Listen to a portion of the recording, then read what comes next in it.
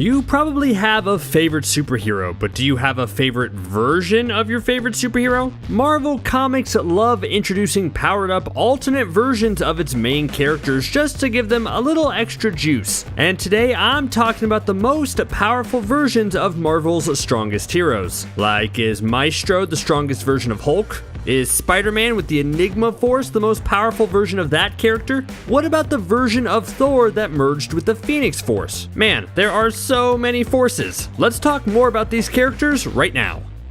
Thor is obviously one of the strongest heroes in the Marvel Universe already. He's proven time and time again that when you need a heavy hitter, he's the one you should call. Or I guess he's the one you should email? Yeah, he doesn't own a computer, so I guess getting a hold of him is difficult. You just kinda have to hope he shows up where you need him to. Anyways, so there's Thor, then there's Old King Phoenix Thor, and you can bet your bottom dollar this version of Thor is the strongest version of the character. In fact, he's one of the strongest characters in all of the Marvel Universe. If you couldn't guess from the name, this is a version of the God of Thunder that has successfully merged with the Phoenix Force in a storyline that saw the hero trying to beat an all-powerful version of Doctor Doom. Pairing Thor with the Phoenix Force is practically unfair.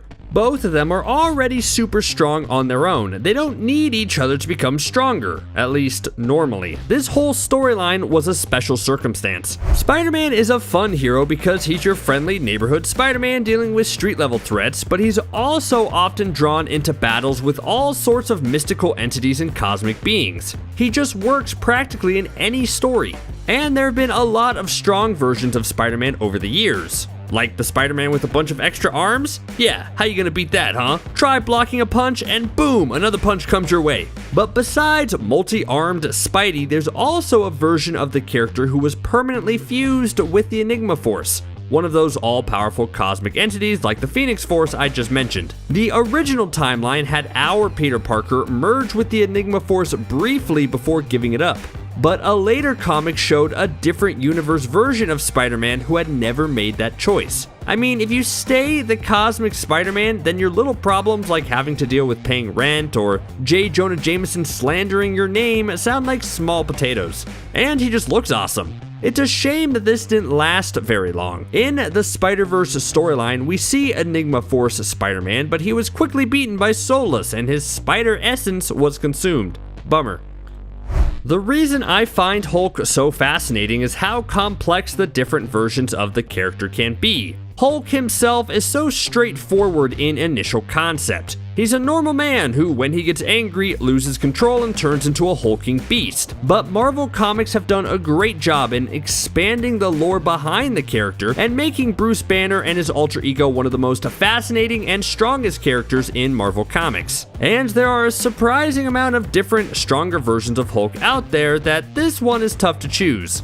Red Hulk, Grey Hulk, Worldbreaker Hulk, all of those are worthy contenders, but I wanted to take this entry and choose Maestro as the strongest version of the Hulk out there right now. This version is stronger, more intelligent, and infinitely more ruthless than a lot of his counterparts. He's an alternate future version of the Hulk, and when our regular Hulk has to face him, he almost doesn't win. Maestro is terrifying because he's so powerful and also super smart. Sometimes you don't get that balance in your different Hulk versions. And the real reason why I chose Maestro for this entry was to say that I think Maestro would be an excellent villain in a standalone Hulk MCU movie. I know it's a long shot and the rights are super complicated, but Hulk is one of the most underserved characters in the MCU, and he deserves his own solo movie at this point.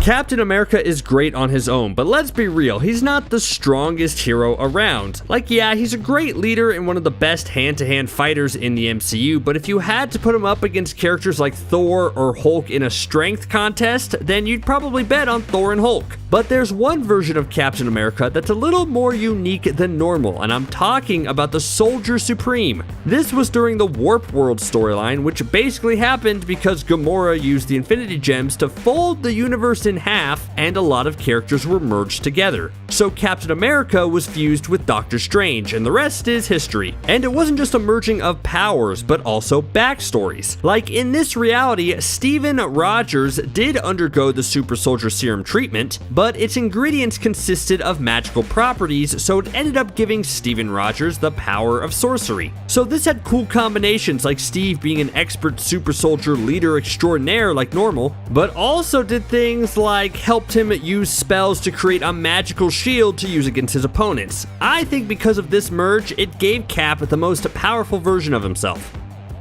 There's a lot of different powerful versions of Iron Man out there, but the one I want to talk about is Superior Iron Man. Yes, you have your versions of Tony Stark that have suits so powerful they can break the cosmos or things like that, but the reason I chose the Superior Iron Man is to show what can happen if Tony wasn't a good guy. Tony Stark has always been a hero who tries to do the right thing, but has often made some terrible decisions on top of his ego and arrogance. So imagine a version of the character that has those personality characteristics, but had the intent of controlling the world in his image. Yeah, that version of Iron Man is the most powerful to me. Superior Iron Man is everything we love about our normal Iron Man, but just working on the side of evil, which highlights just how thin the line is between good Tony and evil Tony. I also wanted to bring this up because I think Superior Iron Man would make an excellent threat in a future MCU movie. Maybe this version comes from a different universe and he's trying to protect his own universe from destruction during Kang's eventual wrath. Every so often, Marvel and DC work together for fun and wacky crossovers, and this has led to the strongest version of Doctor Strange imaginable. So Doctor Strange is the big magic user over in the Marvel Universe, and over on the DC side of things, his counterpart is Dr. Fate, about to make waves in live action in the upcoming Black Adam movie played by Pierce Brosnan. So in this warped universe crossover, Doctor Strange and Dr. Fate merged into one to become Doctor Strange Fate. Now that's already pretty cool, right? Well, for an added bit of awesomeness, Doctor Strange Fate isn't Stephen Strange or Kent Nelson, but rather it's Charles Xavier. That's right, on top of being a powerful sorcerer with elements of both Doctor Strange and Dr. Fate, this hero also has telepathy mutant abilities. So he's a genius, he's a surgeon, he's an occultist, he's a martial artist, he has the helmet of Strange Fate, he can just do it all. That's basically three of the most powerful heroes across all comic universes smushed together into one powerful hero.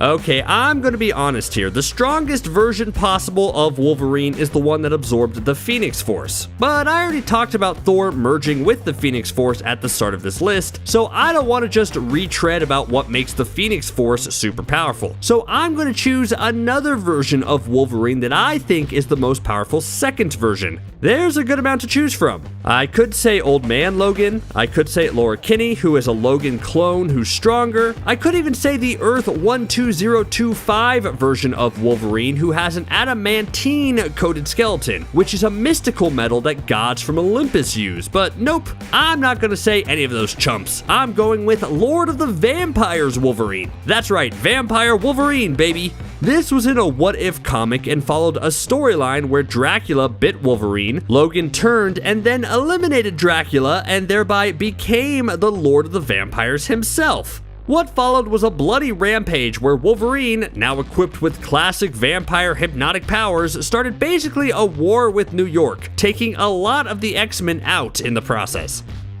Oh shoot. Remember how I just said I didn't want to choose Wolverine with the Phoenix Force because I had already talked about Thor with the Phoenix Force and I didn't want to repeat myself? Well, I'm a big hypocrite. Because I'm talking about the Enigma Force again, making another Spider-Man hero a Captain Universe version. I just wanted to talk about Wolverine as a vampire, okay? Okay, anyways, Miles Morales also fused with the Enigma Force to become a Captain Universe, granting him all kinds of cosmic energy. I'm bringing this up because I wanted to pose the age-old question between which version of Spider-Man do you prefer, Peter Parker or Miles Morales? If their versions of Captain Universe fought, who would win? Well, given everything we saw Miles Morales do with the Enigma Force and the Captain Universe moniker, I kinda gotta go with him, right?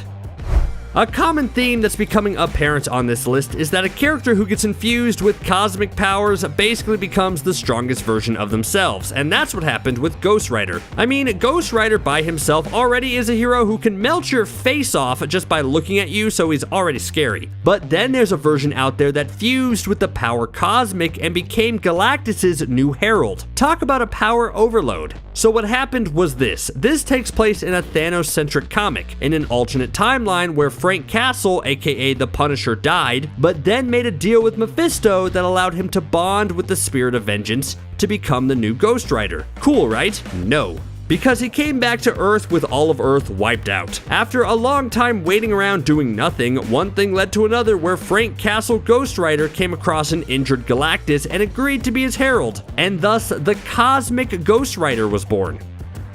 There's a ton of Deadpools to choose from when choosing the most powerful versions of the Merc with the Mouth. I could make a whole list about those guys, but I can only choose one to go on here. Decisions. Well, I'm actually going with Venompool. It's said that Venompool exists in the universe that the Beyonder loves partying in, and Venompool is a go-to party animal, which, yeah, isn't really a big surprise. But I like the Venompool combination because this could have been our main version of Deadpool at one point. We all know that Spider-Man found the Venom symbiote in the Secret Wars arc, and the rest is history. But it was revealed later in a fun retcon that right before Peter Parker stumbled upon the black goo, Deadpool found it first, and there was an almost merge there. But Deadpool's mind was too chaotic for the symbiote to handle, and it jumped ship. But what if it didn't? What if our Deadpool was always Venompool? Think of the mischief and the mayhem those two would get up to.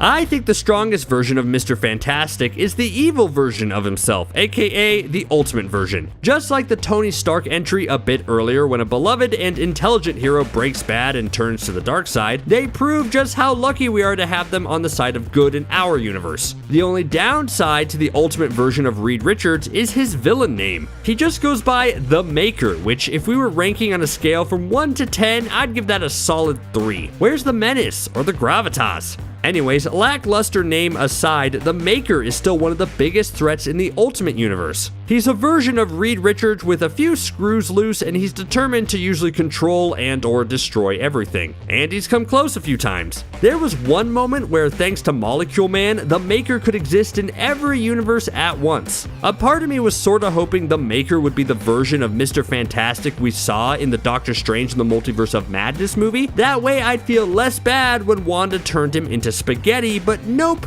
that one seemed like a good enough guy. Too bad.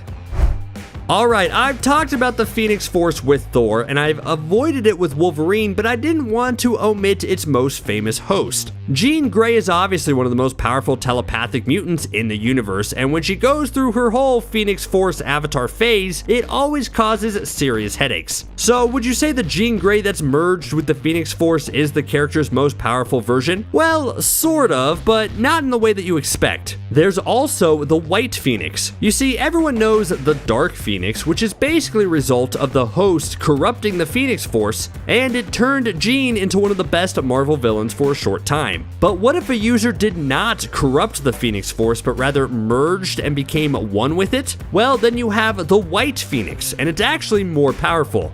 Who knew that working in tangent with something is better than working against something? I'd say I'd like to see the White Phoenix eventually, but we have to prove that we can do the Dark Phoenix saga in live action first, and that just hasn't worked out so far. When talking about Black Panther, I always think how, if he went to space instead of Star-Lord, he would have averted Infinity War and made the galaxy a better place, just with his general kingly attitude. So that could be the strongest version of the character, right? Not quite. My choice is the one that successfully used the Infinity Gauntlet to take on the God version of Doctor Doom in Secret Wars. The build-up to this was great. Doctor Doom was on a rampage, and Black Panther successfully found the Infinity Gauntlet, which would help even the odds. The fight was this massive display of power that Doom called basically a fight between two gods, and that's totally accurate. T'Challa doesn't come out on top here, but he proves himself more than worthy to battle this godlike Doctor Doom, and it makes the case that maybe Black Panther should just be given all the power all the time. Couldn't hurt that much.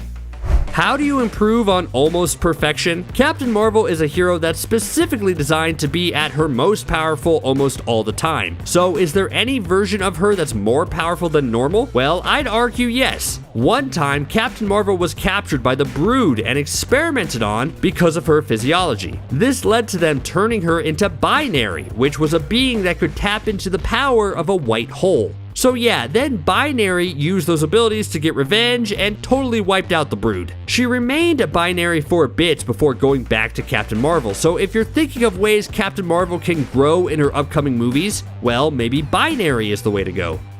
So She-Hulk is about to make her big MCU debut with her own Disney Plus TV show, so with that in mind, I wanted to end this list by talking about the most powerful version of Jennifer Walters, aka She-Hulk. And while there were some great options to pick from, I decided to go with Winter Hulk, and she has a lot in common with Bucky Barnes. So apparently Russians love to kidnap people and experiment on them in the Marvel Universe. They snatched Jennifer, performed their whole brainwashing technique on her, which included things like letting vampires feeding on her to make her weak, and turned her into Winter Hulk, a stronger, angrier, redder version of the classic hero. And she came with some fancy new power upgrades. Besides being a single-minded killing machine, Winter Hulk could breathe green fire that incinerated anything in its path. Here's hoping we get to see some of that green fire in She-Hulk. You know, as long as the CGI looks okay, I guess. Moon Knight is the most recent new hero introduced into the Marvel Cinematic Universe. And what a way to introduce him! Say what you will about the second episode,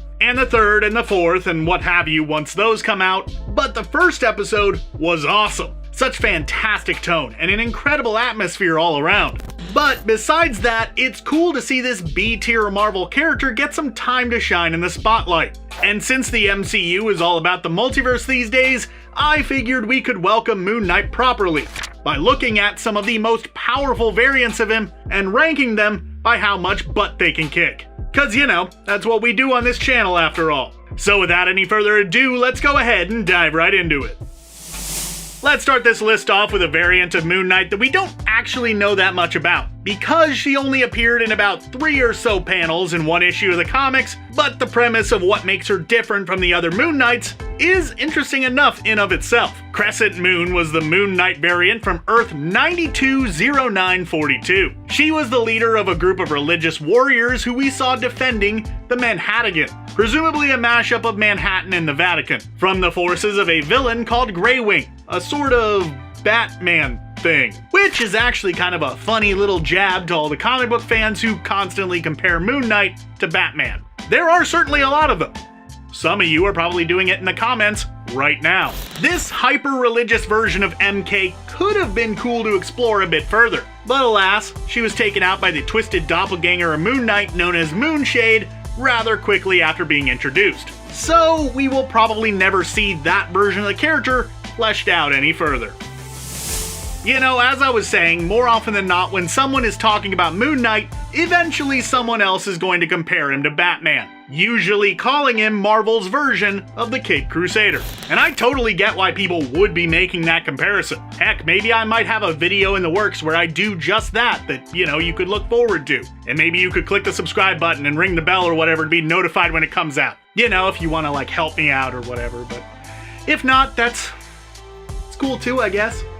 In that same issue of the comic that gave us Crescent Moon, we gotta look at a version of Moon Knight that definitely plays into the Batman comparison. This is Moon Man, a character very reminiscent of the Golden Age version of Batman. His attire is much less intimidating looking, a lot more classic superhero-esque, and he even has a plucky sidekick, Moon Boy, who is very clearly meant to be an analog to Robin. Moon Man and Moon Boy wound up playing a pretty decisive role in Moon Knight's battle against the Twisted Doppelganger, ultimately teaming up with the main continuity MK to take it down, though Moon Man here was nearly ended himself in the process. As if it wasn't for Mark Spector coming in with a conductive charge and his bow staff to take him out and save him, Moon Man would have been toast. Now, Moon Man definitely gets some major bonus points for playing a part in taking out this major foe, someone who is super powerful. And also he gets a few points for having a sidekick who probably helps him out more often than not.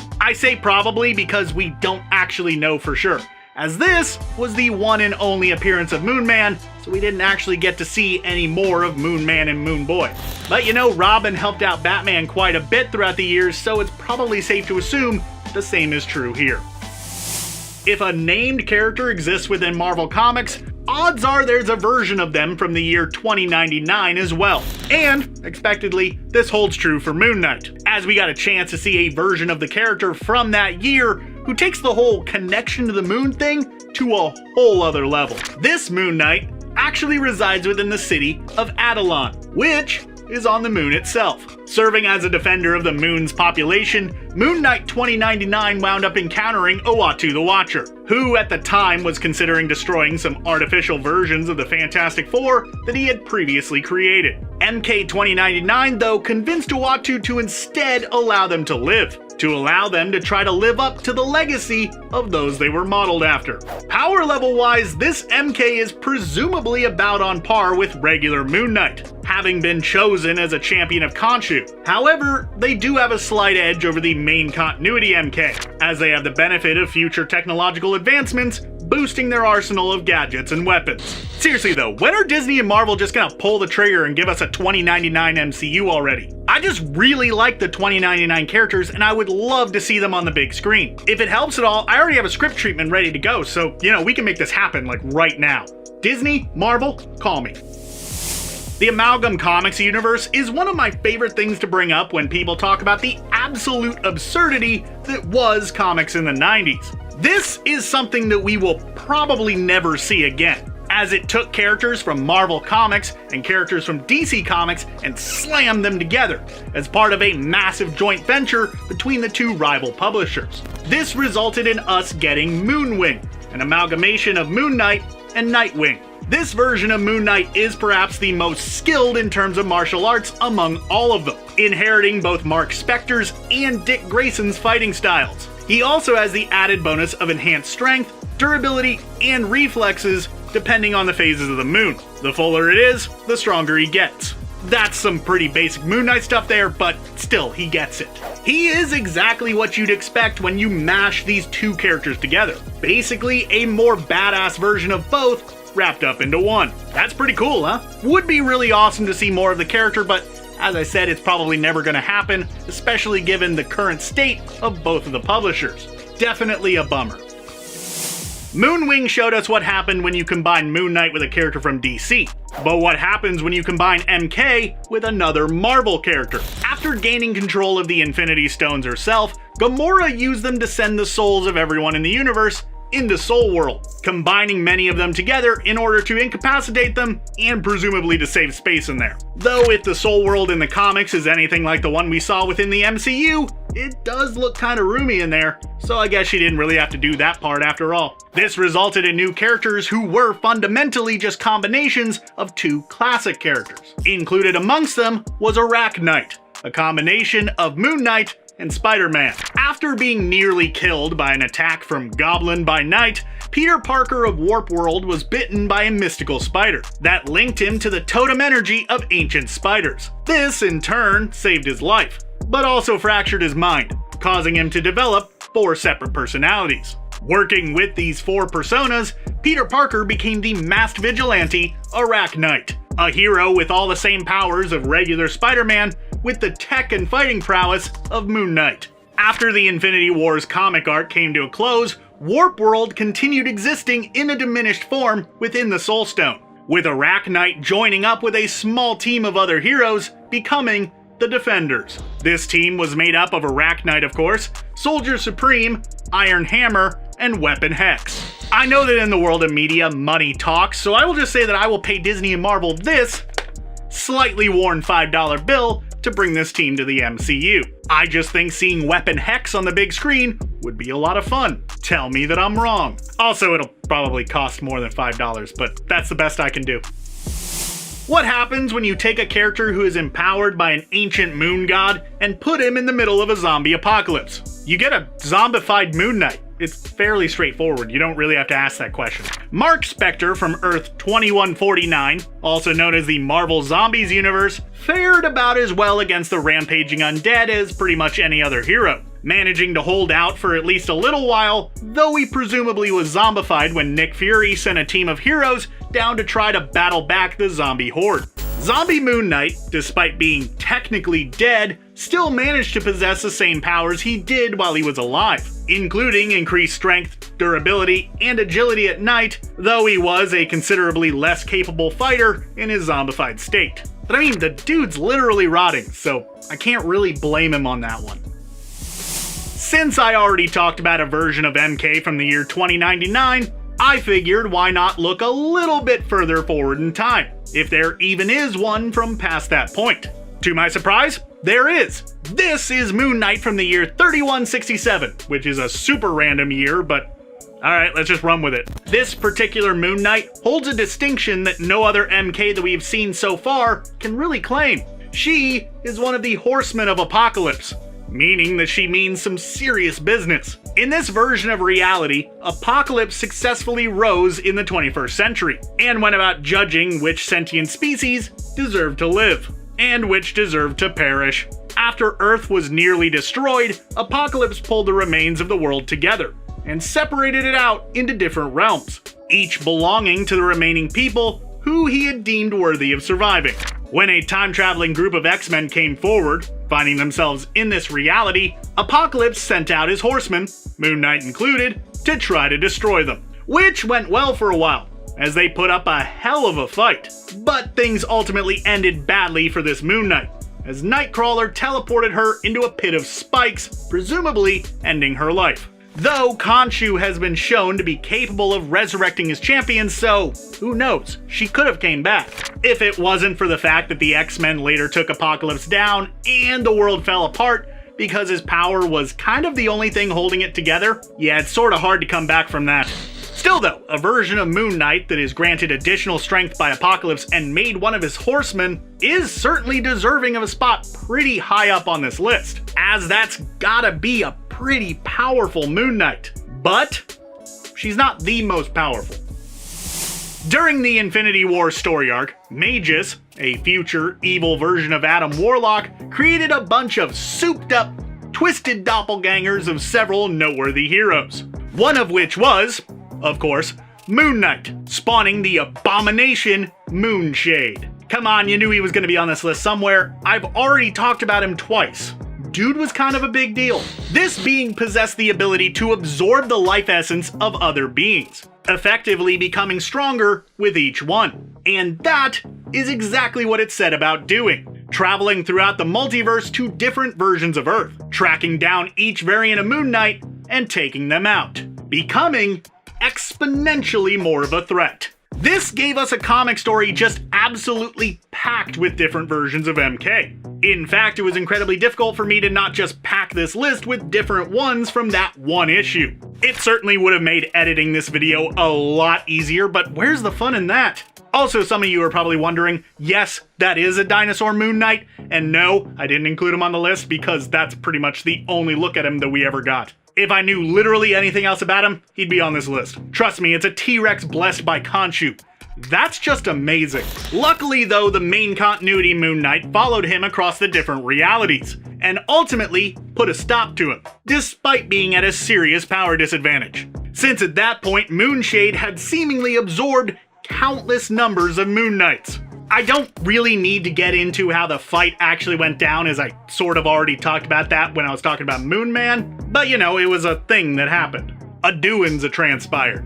That being said, just because he got beat by regular old MK doesn't diminish the threat he posed as a character. If he were to pop back up and was allowed to just run rampant for a little while right now, he could very well become a major threat to not just Moon Knight, but the entirety of the multiverse. Plus, I mean, come on. The dude's worth putting this high up on the list just for his appearance alone. I mean, just look at him. Ugh. Your haircut? Notice you've copied my beard. I've heard of being your own worst enemy, but this is getting a little ridiculous. With an ever-expanding multiverse, the characters we know and love have likely received every possible upgrade, alteration, and makeover imaginable. Sometimes these changes make them weaker, given universes where those characters no longer even exist have been created as well. Sometimes they receive an upgrade in power, and sometimes they become the most powerful being in the universe. Let's take a look at the Marvel variant stronger than the original right now. Fine, willing to accept that. Why are there so many of you? Because Loki survived. That's just what we do. Great, so how do we escape? We don't. Thor has many variants, but one of his most well-known and definitely most powerful is Old King Thor. This version did become King of Asgard and obtained the Thor Force, formerly known as the Odin Force. He is a battle-hardened warrior with cosmic abilities and the wisdom of a great ruler. Not only is the strength of this Thor unmatched, but he also once found his way into obtaining the Phoenix Force as well. He's defeated enemies that make the regular Thor run scared, and has struck fear into the hearts of his enemies for centuries. Plus, this one decided to keep the eye patch. In an alternate universe, the world was ravaged by a nuclear apocalypse, leaving it covered with little life and tons of gamma radiation. In this reality, certain characters benefited in power from this occurrence. One of them was the Hulk. Not only did his strength seem to increase tenfold, but he also developed a pretty sick buff old man look. Adopting the new name, the Maestro, this version of the Hulk is one of the most powerful ever seen, and also one of the most evil. Without a sense of morality restricting all of this new power, the Maestro could easily beat the original Hulk into submission. As if a nuclear apocalypse wasn't bad enough, right? Have you ever wondered what would happen if the world folded in half, therefore combining several characters' backstories and power sets?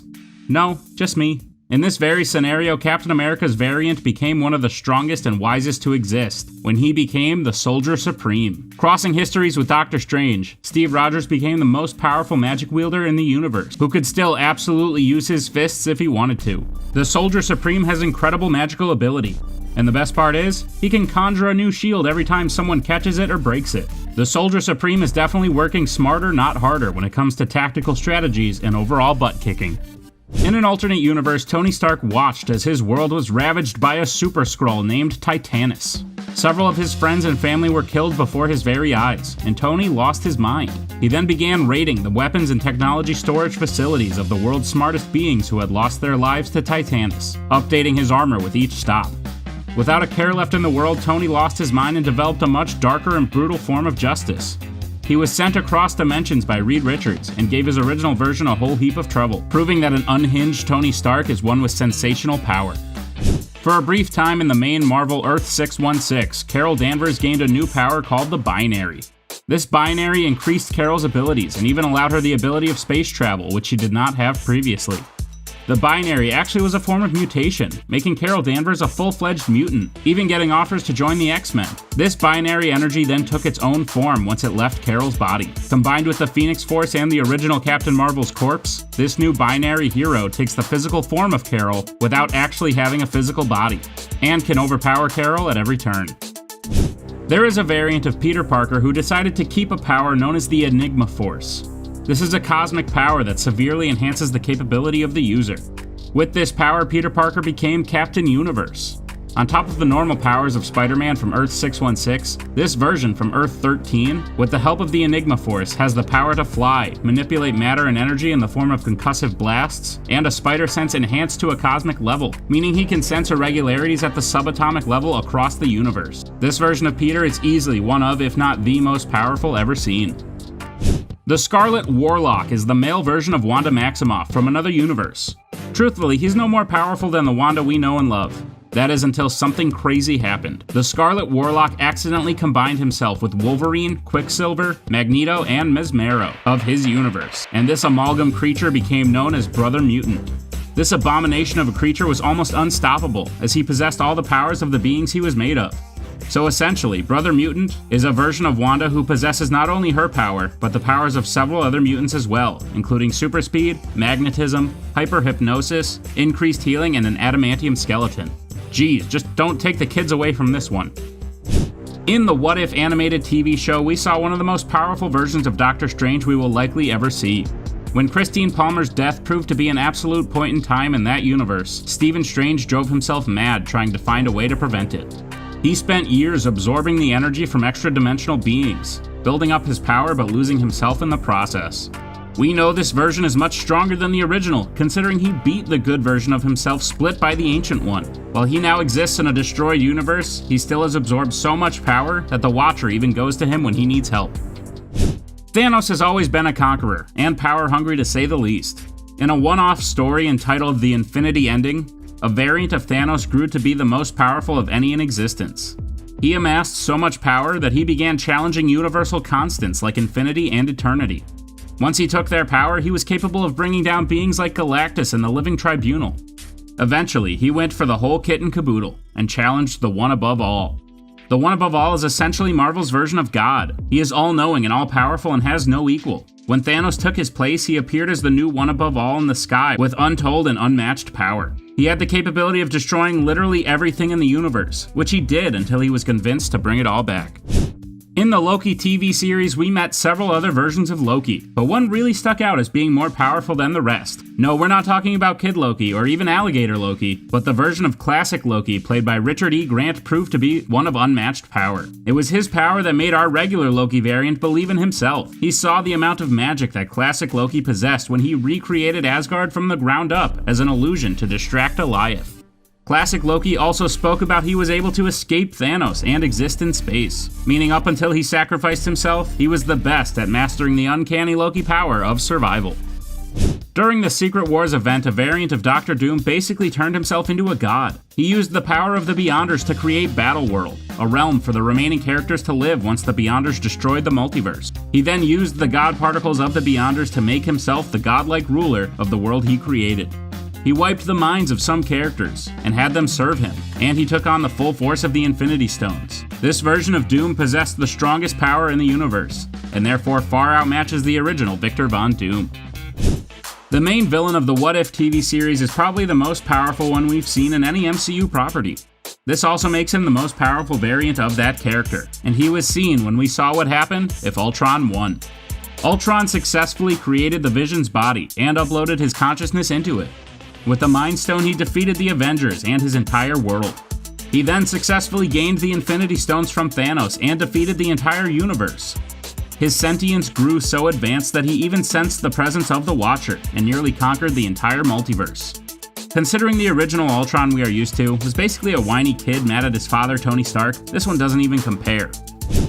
When the Winter Guard captured Jennifer Walters and experimented on her, she became the Winter Hulk. This alternate red version of She-Hulk has incredible strength and the mindless efficiency of a living weapon. She-Hulk is already incredibly powerful, but this upgrade essentially takes her from Bucky to Winter Soldier. Not only does she become a living weapon thanks to Russian experimentation, but she also gains an incredible new ability. She now has the power to breathe green gamma radiation flames. That's right, the Winter Hulk is a giant red fire-breathing version of She-Hulk. I love me some Jennifer Walters, but the original stands no chance against this variant. The Ultimate Universe produces a lot of lackluster variants of well-known Marvel characters, but in some cases they get a serious upgrade. One of those variants who outmatches the original in almost every instance is Reed Richards. This version of Reed uses his power to literally expand his mind. Therefore, his capacity for intelligence was increased, but he used it for less than heroic purposes. A darker version of Reed with a much larger head known as the Maker was born. The Maker even fought the original Reed in the Secret Wars story, and the only way for him to lose was through cheap tricks and distractions. Overall, he's one of the strongest Mr. Fantastics to exist. Storm is already one powerful mutant. With the power to control the weather, she has an untold amount of power at her disposal. However, in one story, she gained even more. She was turned into a vampire by none other than Dracula himself.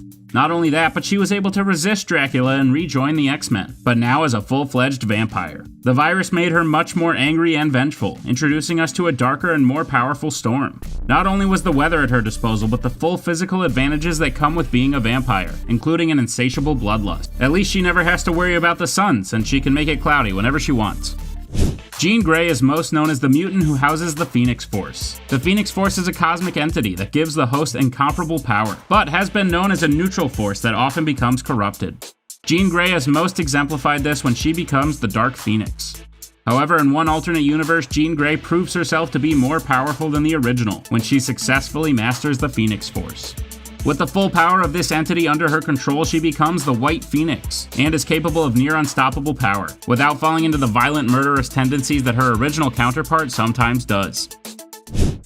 The Age of Apocalypse brought us several different variants of characters we know and love. One prime example of this is Wolverine, only in this universe he is known as Weapon Omega. In this world, Apocalypse brought humanity to its knees, and served as a ruler over humans and mutants. Upon his death, Weapon Omega actually took his place. His power is similar to the normal Wolverine, only after sacrificing himself and subsequently being resurrected, his mind was twisted and warped. He has a weakness for Jean Grey, but other than that, he has the cruel leadership mindset that allows him to serve as a dictator of the Earth, something the 616 Wolverine would never do. If Deadpool wasn't wild enough, there are variants of his that far outmatch him. By far the most powerful is the version known as Dreadpool. Not only did this one start a multiversal Deadpool war, but this version also killed the entire Marvel Universe. In Deadpool Kills the Marvel Universe, Dreadpool becomes cosmically aware that he is a character in a comic book, and uses this knowledge to defeat everyone. He uses a voodoo doll to kill Frank Castle, and tells Wolverine he's only been around so long because he's popular. He puts the ultimate cherry on top when he travels to the real world and kills the very people writing his comic book. The Cosmic Ghost Rider has quite the story, and he's not actually a variant of the usual Ghost Rider, but instead of Frank Castle, aka the Punisher. When Frank Castle was killed, he made a deal with Mephisto, promising to become his Ghost Rider should he be allowed to live and seek revenge. The spirit of vengeance was then imbued in him, making him the official Ghost Rider. If that wasn't enough, in his search for Thanos, he came across an injured Galactus, and agreed to help him if in return he could become a herald of his. So now, with the violent tendencies of Frank Castle, the spirit of vengeance, and the power cosmic, the Cosmic Ghost Rider is one of the most powerful characters in the universe. On Earth 19141, the most powerful version of an already powerful character exists. Adam Warlock is already capable of tangling with the likes of Thanos, but in this world he goes so much further beyond that. In this reality, Adam Warlock becomes the celestial being known as the Living Tribunal. After a cosmic journey, Adam wound up absorbing all the energy of the Living Tribunal, effectively taking his place. With this power, he has a universal and even multiversal cosmic awareness. His worldview essentially becomes reality, to the point where other entities like Eternity cannot even contain him. This variant is by far the most powerful version ever seen. Ngozi is probably one of the coolest and most powerful versions of the Black Panther out there. She was a track star who was involved in an accident that caused her to be paralyzed. Eventually, she came into contact with none other than the Venom symbiote.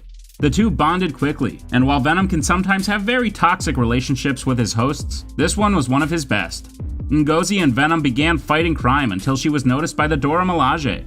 She was recruited, and in this universe, Ngozi became T'Challa's successor, and eventually the Black Panther. With the combined power given to the Protector of Wakanda plus the Venom symbiote, Ngozi is a legend who could take the original any day. What could possibly make a man who can alter his size at will even more powerful? Well, make him a werewolf, of course. That's right, in an alternate universe, several heroes, including Hank Pym, were transformed into mythical creatures, meaning that a look out your window could see a giant wolf waltzing down the street. This version of Hank Pym was so powerful that in the apocalyptic world he lived in, he actually ate Galactus. With size-altering capabilities plus the already incredible power invented by Hank Pym, I can't think of a scarier and more powerful version of this longtime Avenger. In an alternate universe, Janet Van Dyne left the Avengers along with Hank Pym. She even gave up superheroics altogether, and went back to totally normal life. Eventually, the Avengers were challenged by the Hulk and Namor the Submariner, and Tony Stark reached out to Hank and Hope for help. After agreeing, Hope was presented with a new suit. From this point on, she became the Iron Wasp, as her new suit was designed by Stark with the same powers as her normal Wasp suit. This version of Janet packs quite the extra punch when compared to the usual 616 version. Surprisingly, there aren't very many cool variants of Hawkeye. The original Hawkeye has had quite a journey, however, with several different arcs including his take on Ronin. Hawkeye is, however, another beneficiary of the Ultimate Universe.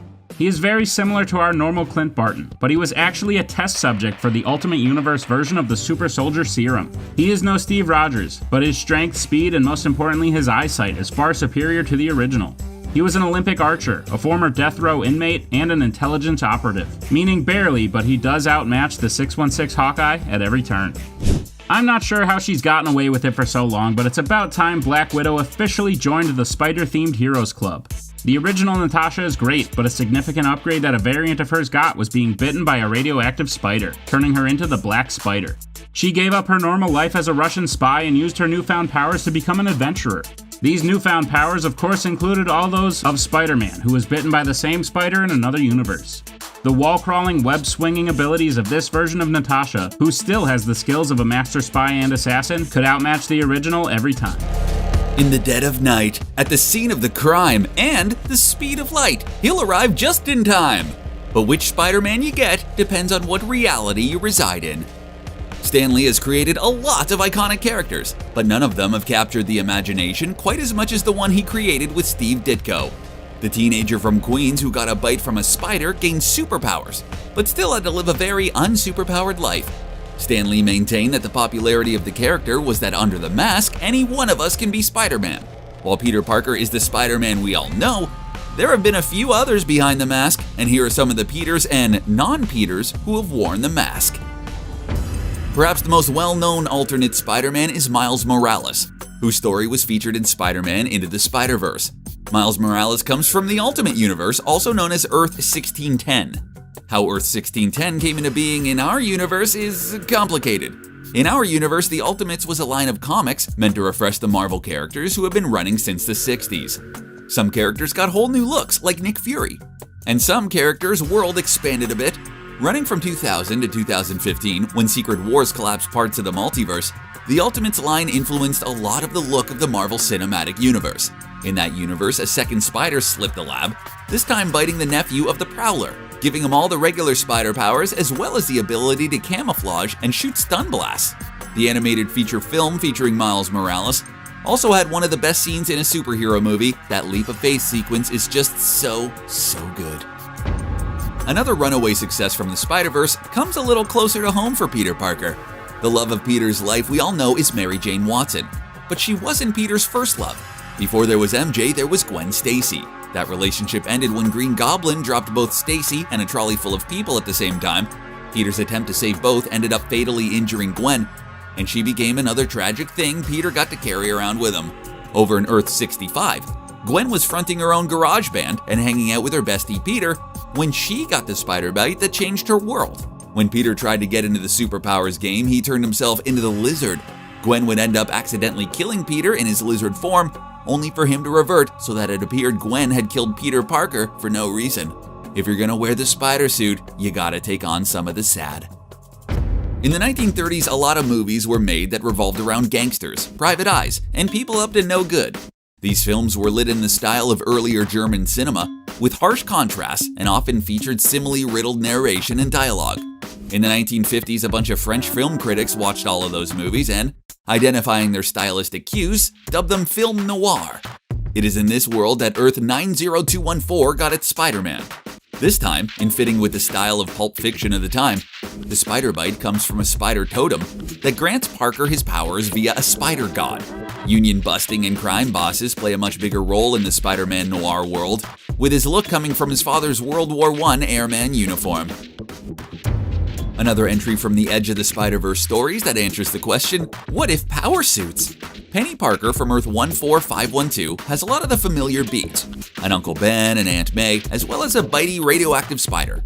This time, however, the spider is her co-pilot in her family's spider suit, a powered suit of armor with some of the usual Spider-Man powers on top of being a big giant robot suit.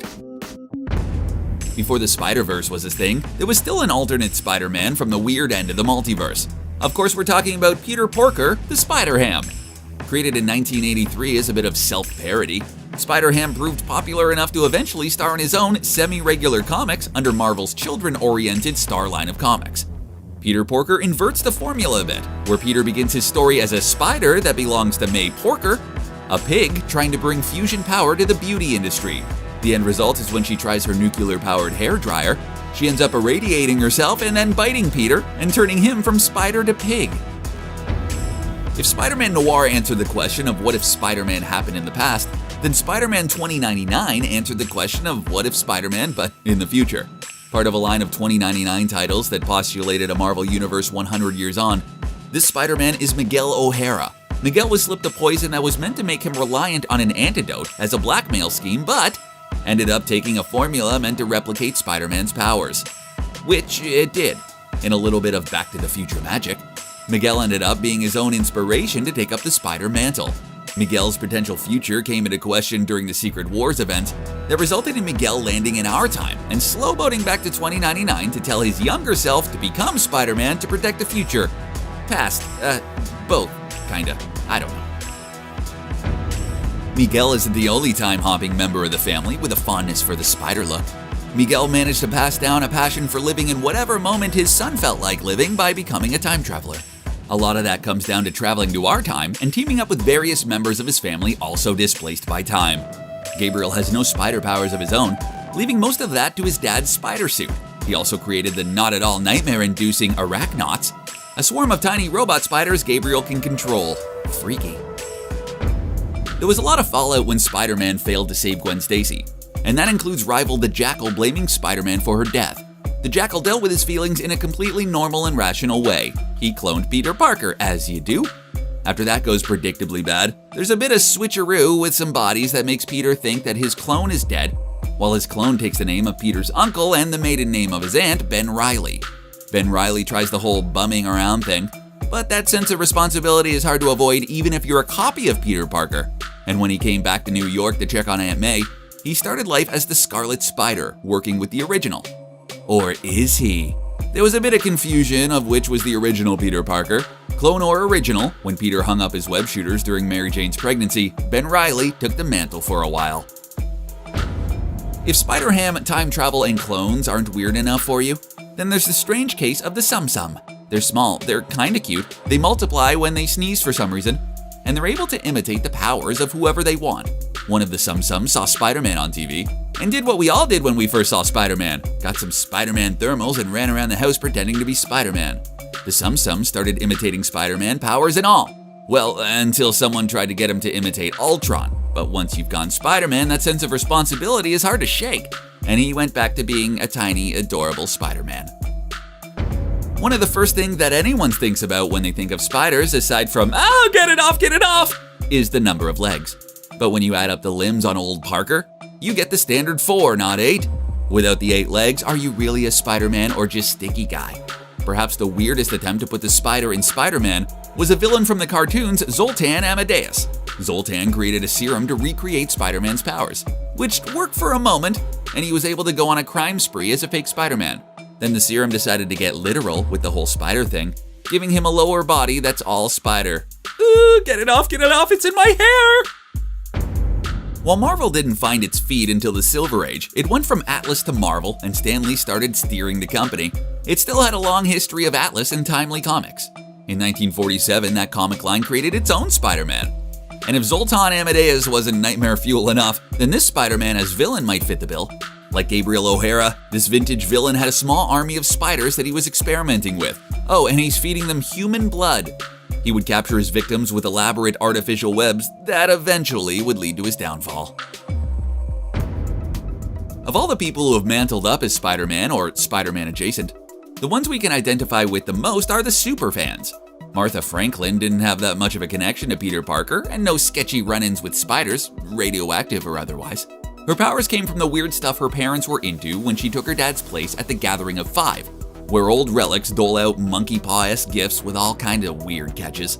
Franklin wound up with superpowers, but instead of starting her own franchise, she filled in for Peter Parker when he went missing for a bit, then took over Spider-Woman for Jessica Drew. If there's one thing that WandaVision has taught us, it's that superheroes having kids can be a super hard thing. Ben Parker was the second child for the power couple, with their teenage daughter already manifesting powers and saving the universe. After a run-in with Carnage where the symbiote bonded with the baby, little Ben's powers kicked into overdrive, which would see him crawling on ceilings before he could walk. The parents of this reality, Earth 962, died protecting him, and he was whisked away by Spider-Girl. It turns out that the reason there was all these different Spider-Men and Spider-Women is because realities all have a spider totem, and little Benji, well, he was the strongest one of all. Spider-Man seems like he's always been, and a part of that is how quickly the character caught the imagination of the world. Introduced in 1962, by 1967 Stan Lee was consulting on a half-hour Spider-Man cartoon following the 7-minute Marvel Superheroes cartoon. The animation was simple, and after Stan Lee stepped aside and Ralph Bakshi started producing it, it contained less and less iconic Spider-Man villains, and more generic villains, suspiciously similar to Bakshi's previously Rocket Robin Hood. None of that matters as much as the theme song though. which is one of the most recognizable superhero themes ever written. Does whatever a spider can. Come on, everybody, you know it! Crude and recycled animation aside, the 1967 Spider-Man was iconic. But in the 90s, a different kind of shared universe was emerging. Marvel's Mutants had made it to the TV, with their own rockin' and immediately recognizable theme. When the X-Men universe crossed over to Spider-Man, the animated series, it became a shared universe. It's also perhaps the most faithful of the adaptations. All the beats are there. Gets bitten by a special spider, in this case one being experimented on for healing properties. Misuses his powers at first, then the advice and tragedy from Uncle Ben. There's even an Insidious 6. Sinister apparently didn't work for the cartoon. And, of course, the Venom symbiote. There are some Spider-Mans, men, whatever, that just defy explanation, and one of those is the Spider-Man from across the ocean in Japan. It's so bizarre, in fact, that Disney led with this story in their 616 series that explores the history of Marvel. The story goes that an eager comics fan on vacation to Japan found two things. The Japanese loved comics, and there were no Western comics. So he brokered a deal where Marvel and Toei would share characters. In that process, Japan got to produce their own show, but were allowed to change it to fit the Japanese market. Naturally, this meant giant robots and a slick car called the GP7. The show had one important fan, Stan Lee.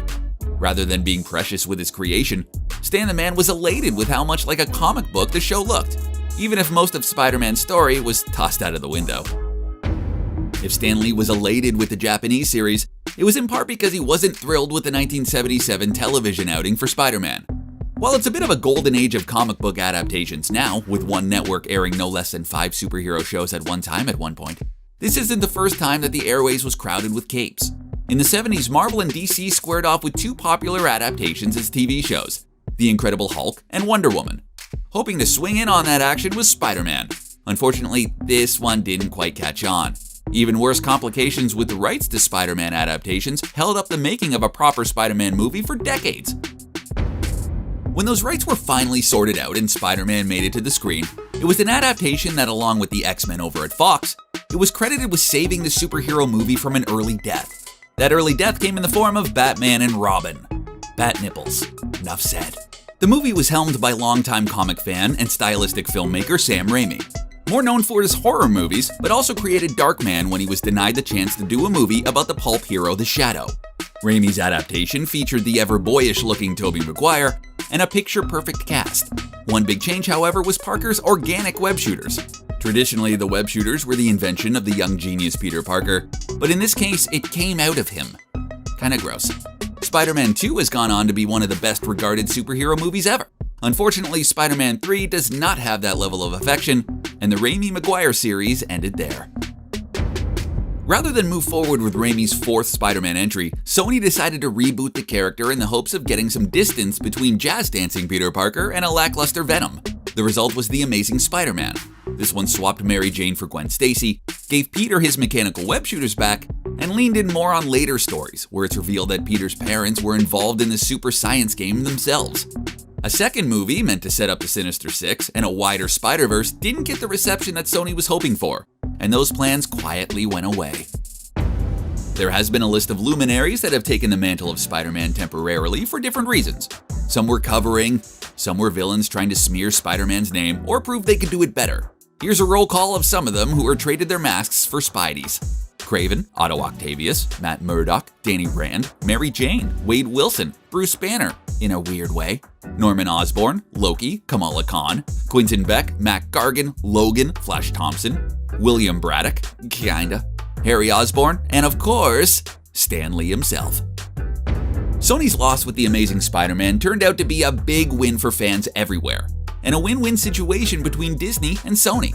While Marvel was absorbing Fox like a gelatinous cube to get the rights to X-Men and Fantastic Four back, they tried a more diplomatic channel with Sony and instead offered shared custody. Sony would produce a new pair of Spider-Man movies with Disney, and then that Spider-Man could show up in Marvel movies like Civil War and the last 2 Avengers movie. This deal was too good to be true when it almost came to an early end with Spider-Man Far From Home ending on a cliffhanger. A little drunk dialing from Tom Holland got things back on track, and now good old Tommy returns as Spider-Man in a 3rd MCU movie next year.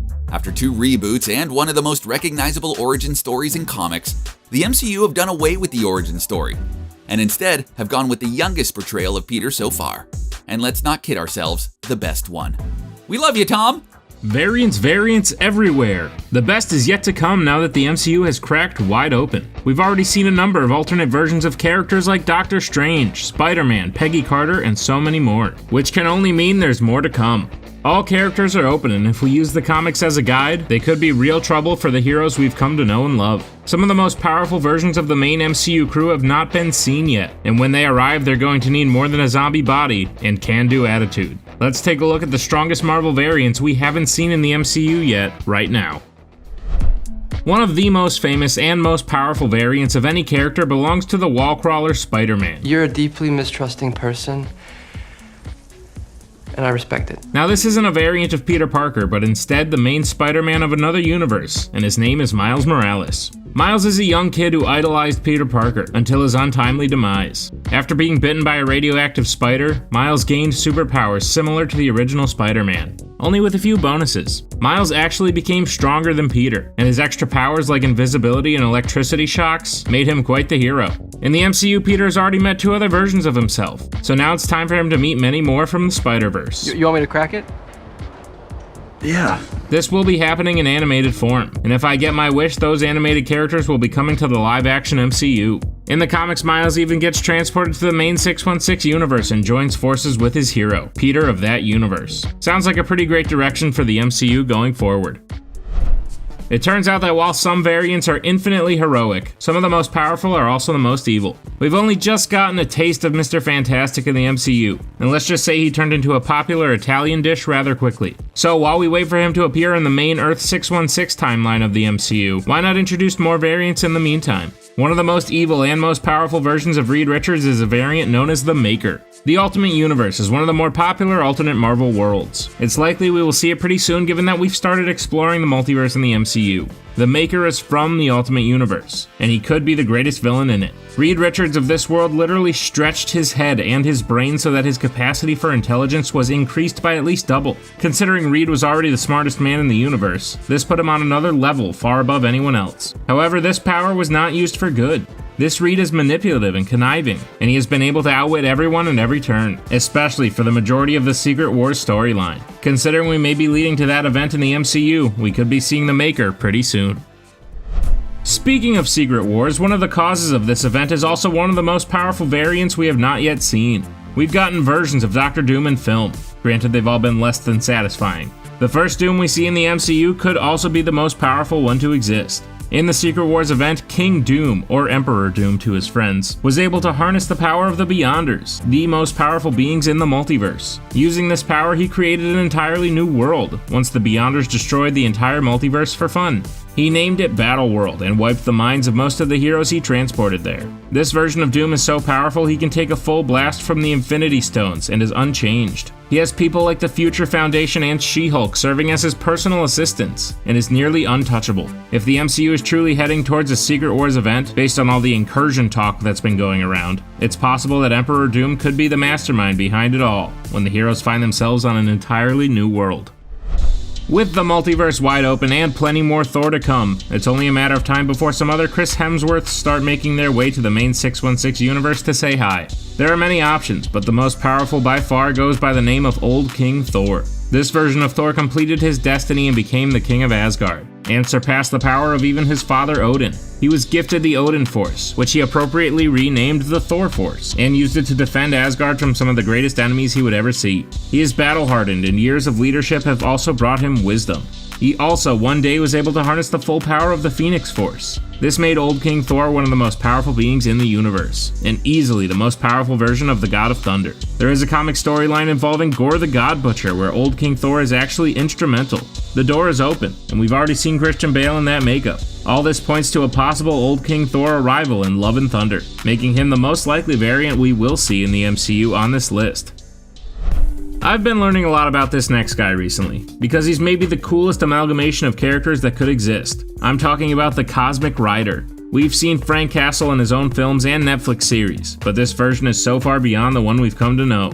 First, Frank was the way you remember, violent and blinded by revenge. However, this one died and struck a deal with Mephisto, promising to be his Ghost Rider so long as he could be allowed to live and seek his revenge against Thanos. So now we have the Punisher combined with Ghost Rider, and we're about to make it infinitely cooler. Frank came across Galactus in his search for Thanos, and actually saved the giant World Eater's life. In return, Frank Castle as the Ghost Rider was gifted the power Cosmic, as Galactus made him his herald. The combination of so many different characters in one variant makes him an absolute powerhouse. The Cosmic Rider to me is the perfect combination of 3 of Marvel's darkest and most brutal characters. Iron Man is already an extremely powerful character, thanks to his incredible mind that lets him build some of the universe's most powerful weapons. Perfectly level.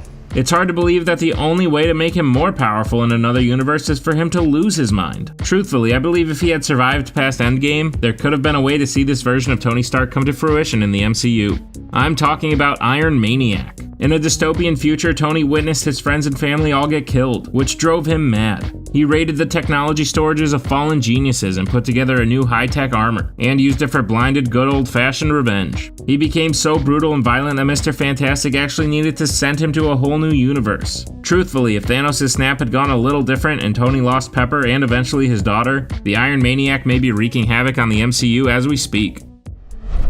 Norrin Radd has long operated as the Silver Surfer in the Marvel Universe.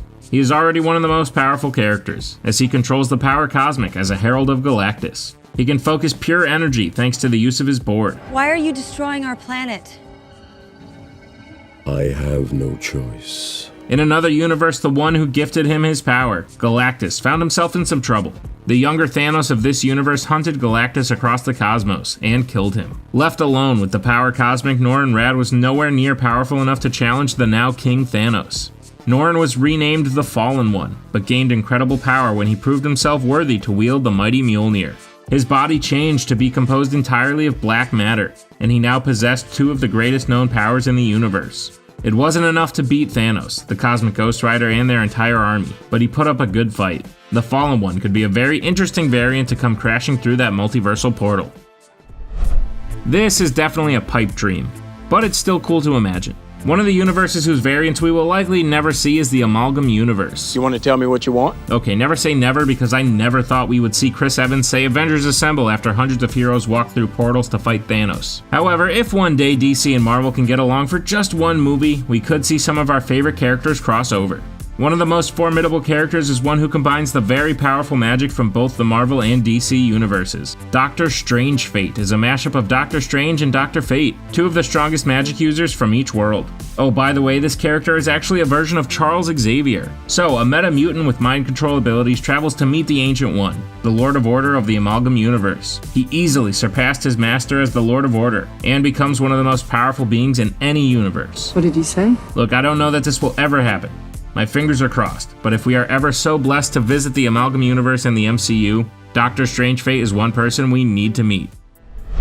I've been screaming for years that the MCU should send Bruce Banner on a path of revenge for whatever reason so we can get him as a pseudo-villain, such as the World War Hulk storyline. However, now they likely have to wait a couple years to pull their Illuminati card again. In the meantime, however, my dream of the Hulk becoming a villain could definitely come true in the MCU with the help of the multiverse. One of, if not the strongest variants of the Hulk comes from a dystopian future where a nuclear war decimated life on Earth. The nuclear war left the Earth covered in gamma radiation, which the Hulk of that world breathed in like oxygen.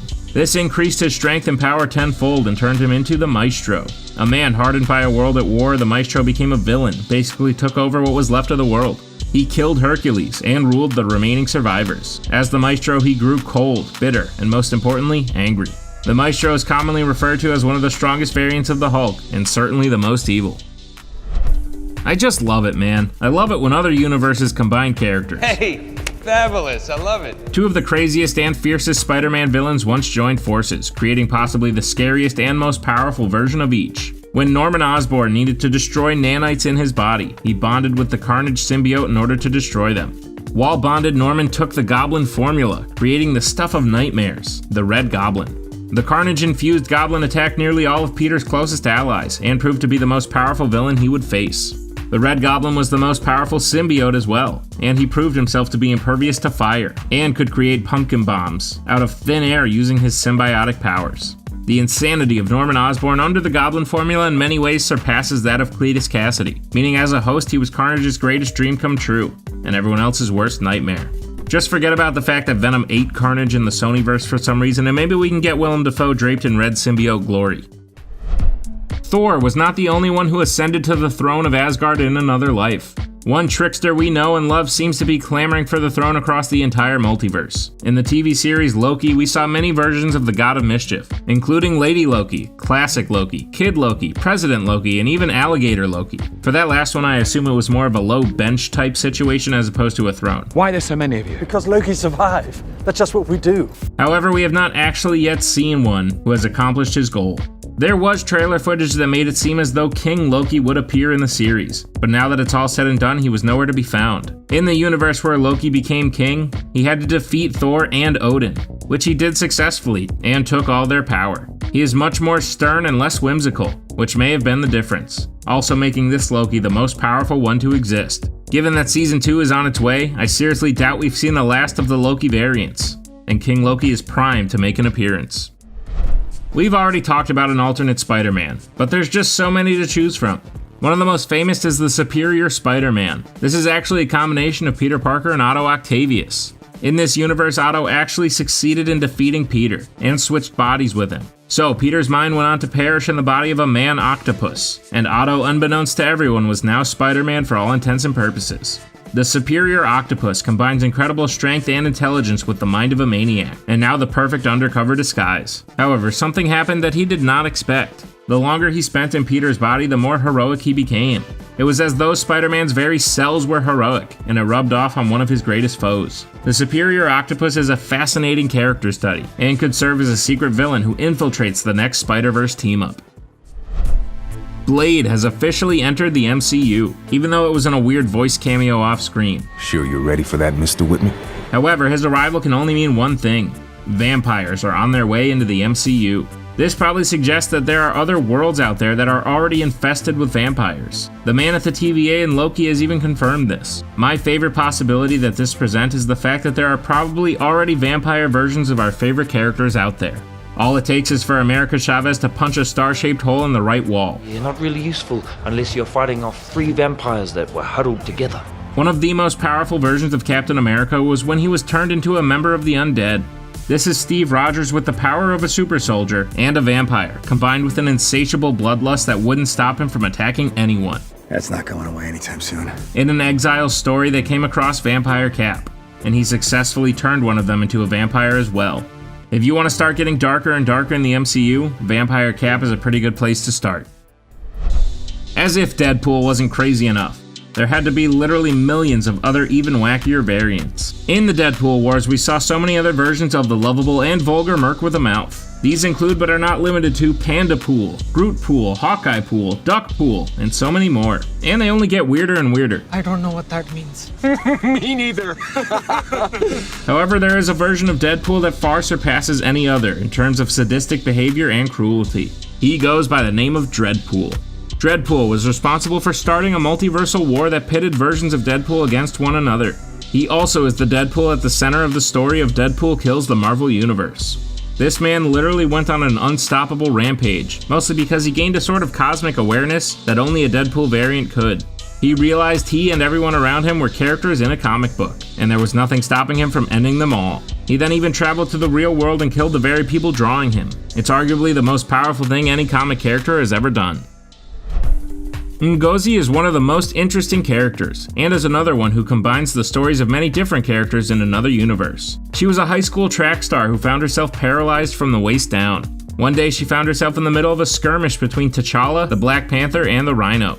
In this moment, the Venom symbiote bonded with her, giving her not only her legs back, but also the incredible power that comes with being the host of a symbiote. Ngozi then watched as the Rhino killed T'Challa, and used her newfound powers to defeat him.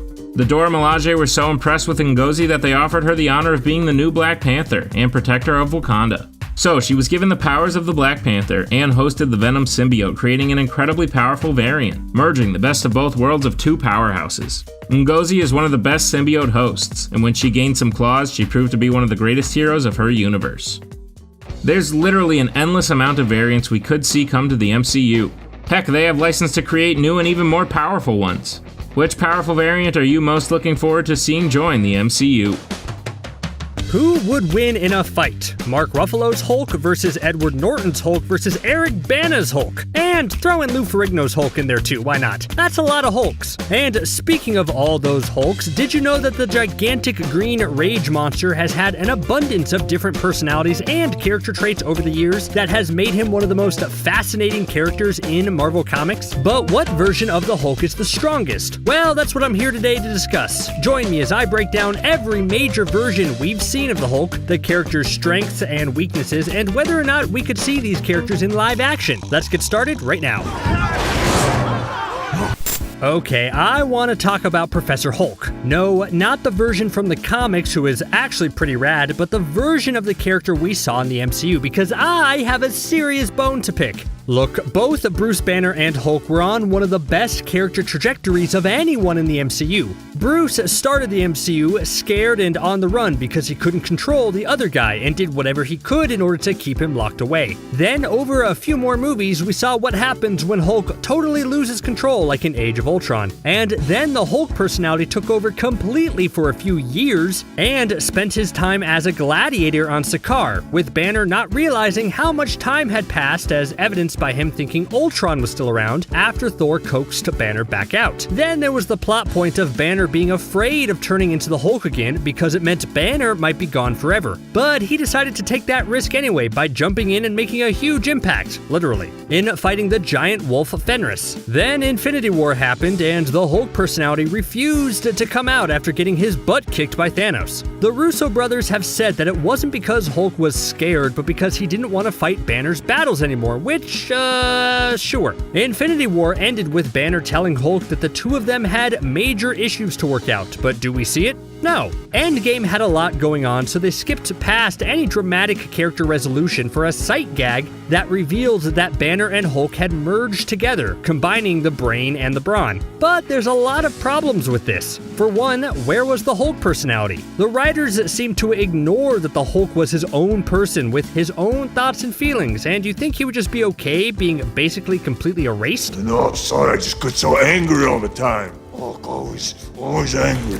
It would be one thing if it was said that Banner could still hear Hulk's voice or let Hulk take over now and then, but nope, goodbye Hulk. And you know what my big issue is? The Hulk is generally a gigantic rage monster who gets stronger and more powerful the angrier he gets. But by having Banner's mind in Hulk's body, it completely hinders his strength. Remember the scene where they go back in time and Hulk has to pretend to be his earlier self and pretends to half-heartedly smash things? Where's the anger gonna come from? Imagine a scenario where Endgame picked up with Hulk still not coming out and Banner being on his own for a while. But then when it comes time to snap the homemade Infinity Gauntlet, the Hulk persona takes over and wants to do it in order to be the hero, and because he knows the body can take it. I think that would have been better than what we got, but I digress.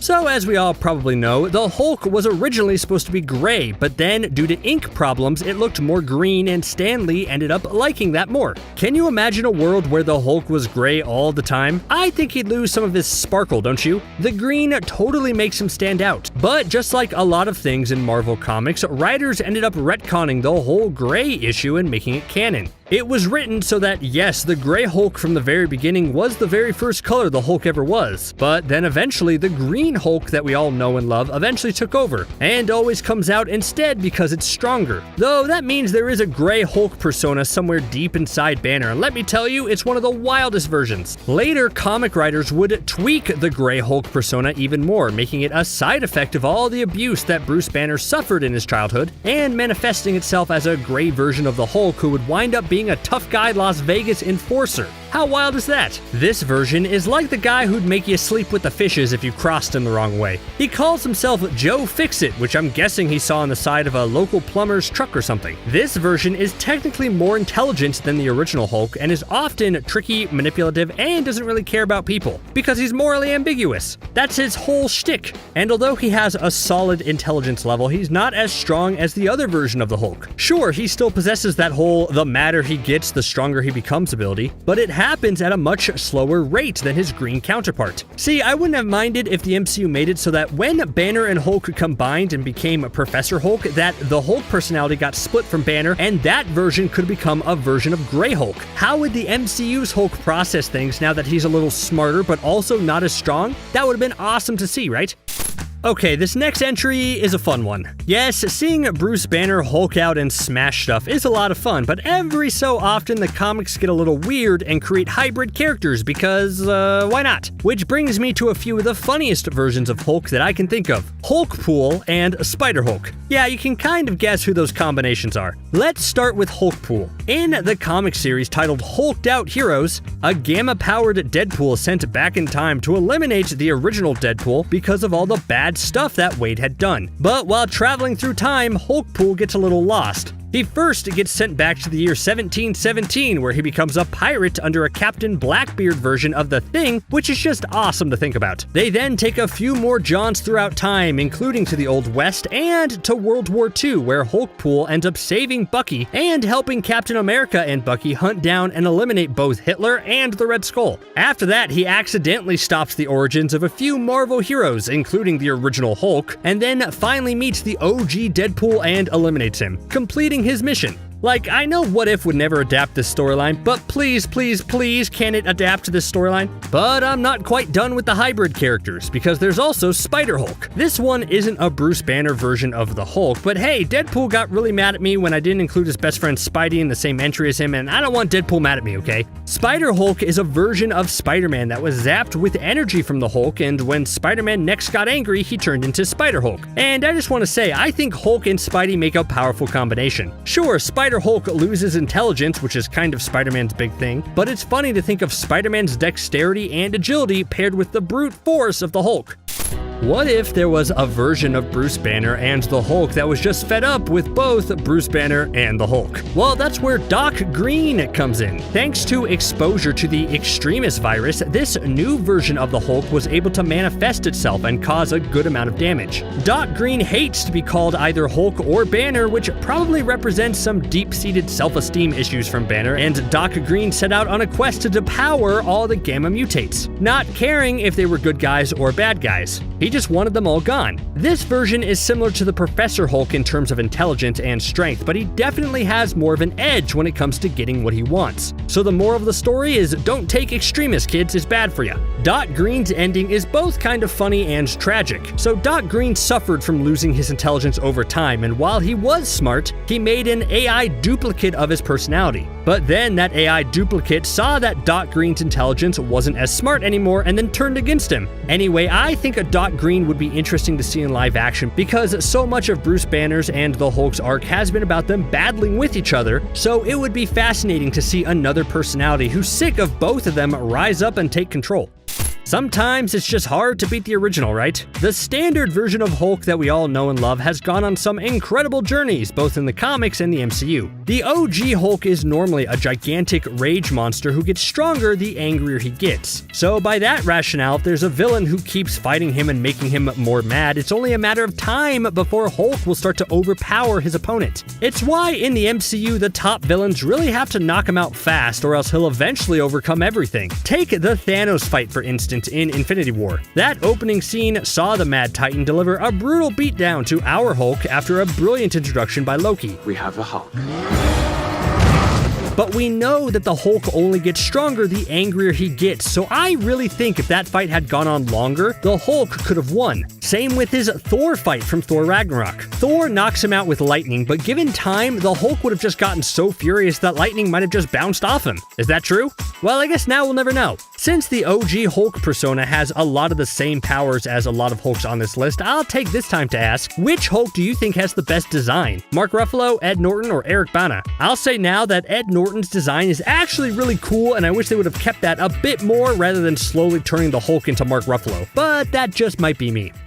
So with the MCU now pivoting to explore the multiverse, it's only a matter of time before we see different versions of some of our favorite characters. Some of them will be heroic, others will be villains, and some will be downright terrifying. That's the case with the ultimate version of the Hulk, who hails from Earth 1610. The backstory of this character has shades of the OG version, but I think it's overall much darker. Basically, that universe's first super soldier, Nick Fury, gathered genetic engineers to attempt to recreate the super soldier serum. A more flawed version of Banner thought he perfected a version of the serum, but didn't want to share it because he thought he wouldn't get credit. So he took it himself, and it resulted in him hulking out. Then later he took things a step farther by mixing the super soldier serum with the Hulk serum and turning himself into an even worse version of a Grey Hulk. Now, this version has proven to not be as strong as his other universe counterpart, but it should be noted that the Ultimate Hulk is way more vicious. He's not just angry all the time, he's unhinged, sadistic, ruthless, and even cannibalistic. So yeah, if I had to choose between meeting the OG Hulk or a cannibal Hulk in a dark alley somewhere, then yeah, I'm choosing the OG Hulk every time.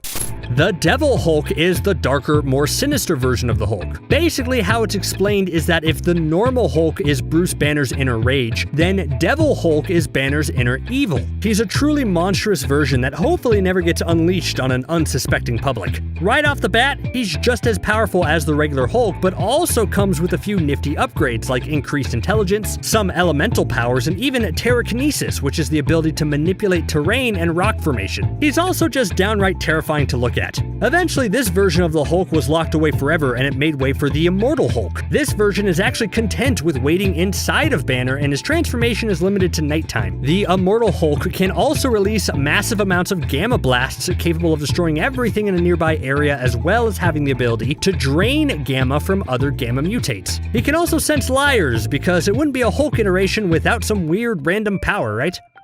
There's one version of the Hulk that fans have been clamoring for a long time, and that's Planet Hulk. Mark Ruffalo's version of the character has been incredibly well received by fans that for a long time there was a push to give him his own solo movie. Now, complicated rights issues stopped that from ever happening, which is why Hulk is always a side character in movies, but if there was one story that fans would want to see adapted in the MCU, it would be Planet Hulk. In the comics, Hulk is deemed too dangerous to stay on planet anymore, so like any good problem solver, the heroes of Earth decided to put Hulk on a rocket and fly him somewhere else. Of course, things don't go well, and the rocket gets knocked off course, landing on Sakaar instead of the abandoned planet that was the original destination. From there, the Hulk has to work his way up as a gladiator in the rings until he eventually overthrows the whole system and gains control himself. Now, there's two things with this. For one, the Planet Hulk persona is really just OG Hulk, but this whole storyline is probably Hulk's best, so I thought it was worth the mention. And two, yes, we technically already saw this storyline play out in some regard in Thor Ragnarok, and while it was nice to see Gladiator Hulk, it's kind of unfortunate to have seen it all through Thor's eyes, right? And the side storyline means we'll never see a proper adaptation of Planet Hulk in the MCU, and that's kind of a bummer. Maybe a what if episode down the line? Who knows?